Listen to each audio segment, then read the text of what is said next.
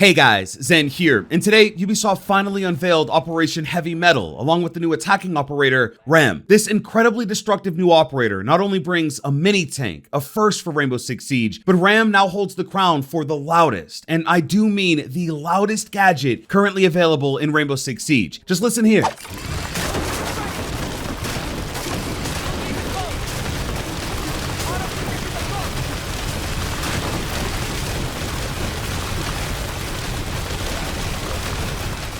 This is peak noise, but there's actually a lot more to Operation Heavy Mettle, so let's just jump into it. And so first off, the new attacking operator, RAM. RAM is a 1-speed, 3-health operator that brings the Boogie mini-tank to the field. Now, this is a dual-purpose gadget in Rainbow Six Siege. On the one hand, it is undoubtedly destructive. It's equipped with chainsaws on the bottom and front of the gadget so that it can rip up the floor and tear down basically anything that stands in front of it. If you need any barricade, frost mat, banshee, or deployable shield eliminated from your path, you just throw out a boogie and wipe them out in one go. But on the other hand, this is a gadget designed with sound at the forefront, and just the level of noise it makes has literally never been done before in Siege. Now, if you've played Rainbow Six Siege for any amount of time, you'll probably agree that sound and audio is 70% of the game, with everything else being designed around it. From big explosions to the slight keyboard clicks as the diffuser is being planted, or the tape being ripped from a C4. Your success in Rainbow Six Siege relies on your ability to pick up on these sound cues and work around them. But what's changed in Operation Heavy Mettle is that once deployed, RAM's Boogie mini tanks rob you of all of that. All you'll hear is a combination of soft breach destruction and the chainsaws ripping up anything that gets in the way, and it'll mask every other sound that's important in that moment. I think you can confidently say that the Boogie is the loudest sound in Rainbow Six Siege, especially as a way to cover up other sounds. But as far as how it works, Ubisoft has revealed that this is now the largest throwable in Siege, drones included,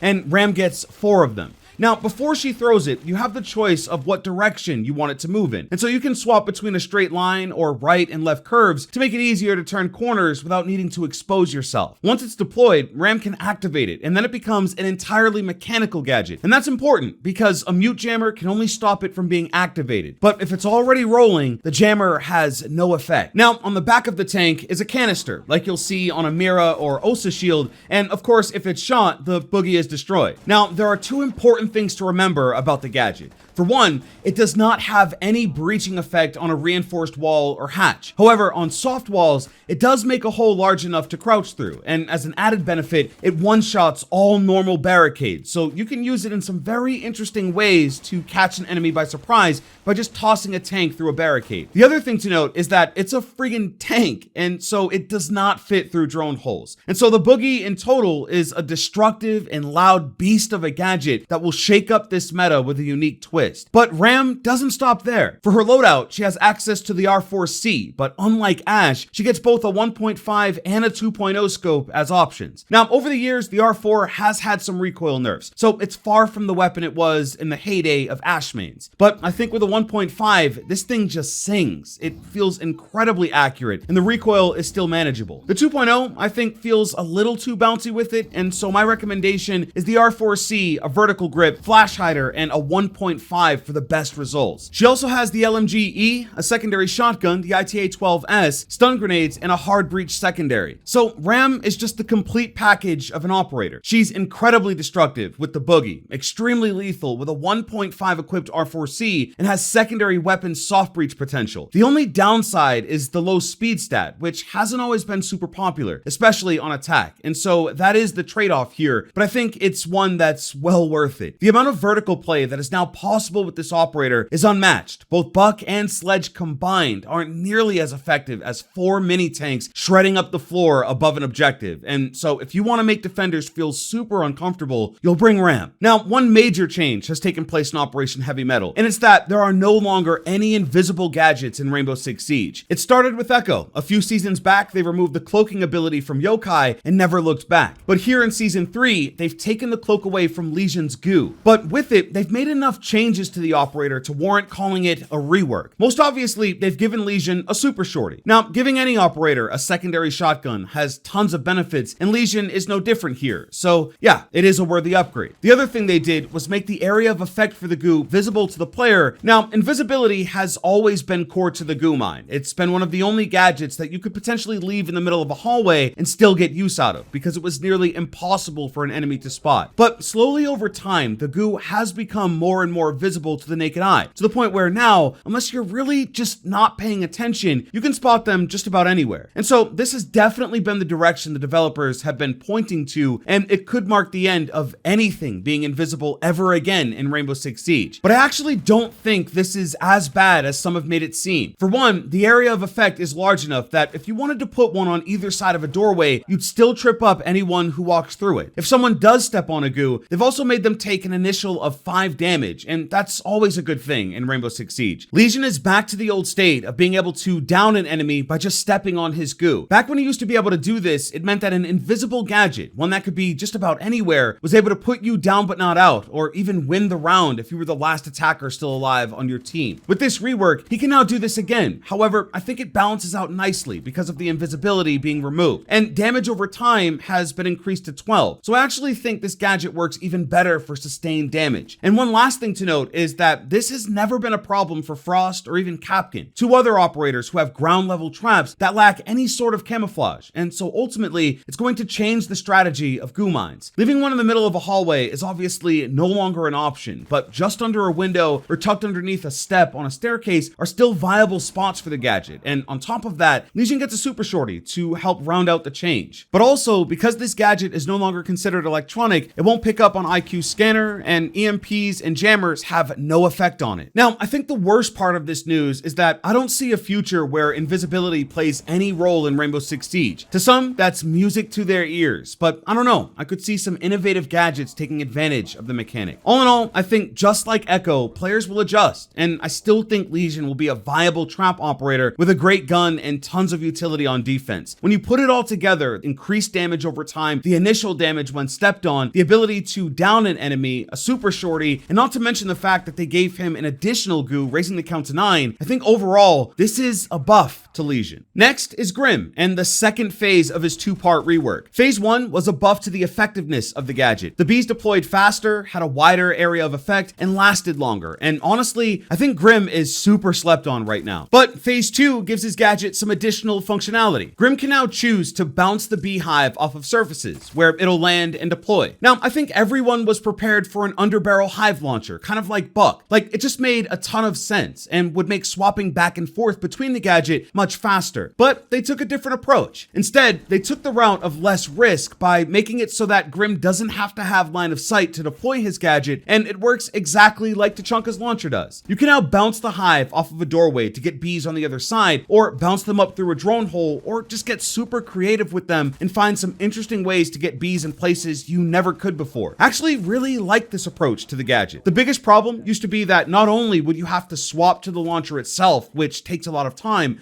but you'd also have to peek and expose yourself to get a hive where you wanted it. Now, you really never have to do that again, and it just makes the whole process less of a risk and more consistent. If you haven't played Grim because of his less than stellar reputation, I think in Operation Heavy Metal, it's a great time to revisit him. He's got as much as a 2.0 scope on the Commando, the bees last for a very long time, and he can now bounce them around the objective to gain lots of usable intel on the defenders. Next up is another rework, and this time it's a bit of a makeover for the playlist in Rainbow Six Siege. So Unranked is now gone and has been retitled to Standard, as in the standard way to play Siege, and the entire playlist structure has been reworked. Ranked is of course the pinnacle competitive experience. Ranks, band phases, and progression are all here, and where it ultimately matters most. Standard is ranked without the ranks and progression, and then Quick Match has been made actually quick, even faster than it is today. When you load up a Quick Match in Operation Heavy Metal, they've introduced a system called pre-setups. On defense, this means that the objective will be pre-set up. So there will be a few options for reinforced walls already up and rotates that are most common for the site. This will speed up the round and get you right into the action much faster than having to take the time to set up the site. It'll also show newer players some of the more typical setups so that the transition to ranked is also much smoother. On attack, they're introducing a 10-second invincibility timer that'll keep you safe as you make your first first steps towards the building. It'll definitely help with those early spawn peaks and runouts and get the match moving a little quicker. In quick match, all of the timers will be reduced, as well as something I don't think anyone saw coming, which is a reduction in the map pool. Now, it will be expanded later, but I'm assuming the pre-setups are the reason why they've taken away some of the maps, and once they're ready, they'll be added back. This is the official launch of Quick Match 2.0, and for me, it's a big upgrade. For one, I think pre-setups make a ton of sense, if for no other reason than to show early players what a proper setup is and what to expect a majority of the community to use on any given objective. But the invincibility timer might be the most important, because learning to attack can be tough, and getting spawn peaked early on is where a lot of frustration starts to set in. And so making it easier to make your approach, I think, is critical for people trying to enjoy the core Siege experience. Now, a very unexpected rework is coming to shotguns, every single one of them besides the slug style shotguns like Boss G and TCSG. So if you decide to run a shotgun, you'll notice that the spread of the pellets will change depending on how you use them. If you ADS, the spread gets tighter, and so you'll focus more of the pellets into the target and ultimately cause more damage as a result of a clean shot. And on soft walls, it'll make a smaller hole with a more precise opening. Now, while hip firing, the pellets widen, making for a less focused burst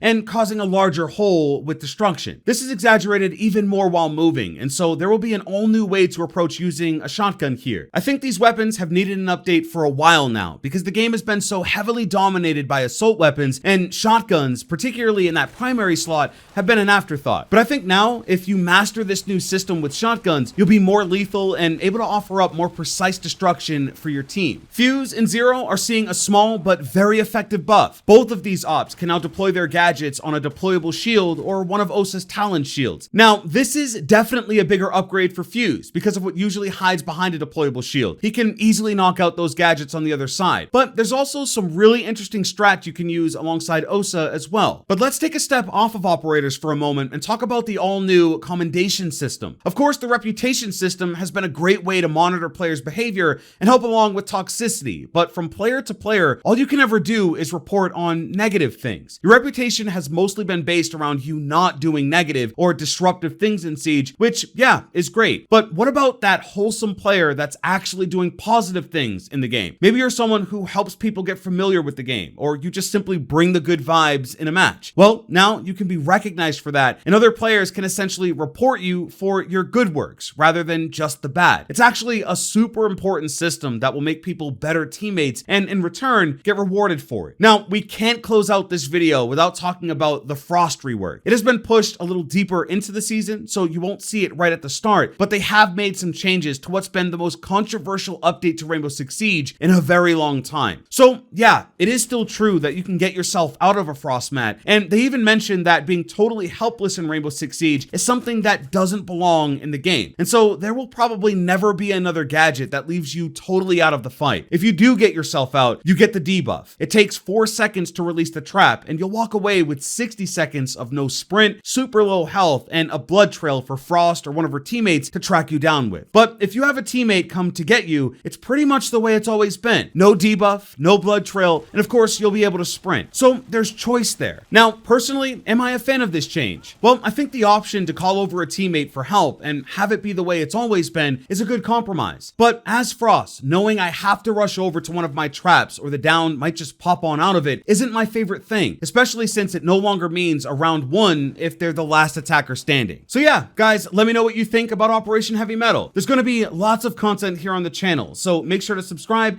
and turn on notifications to know when it's released. Guys, thanks for watching. Hey, I'm out.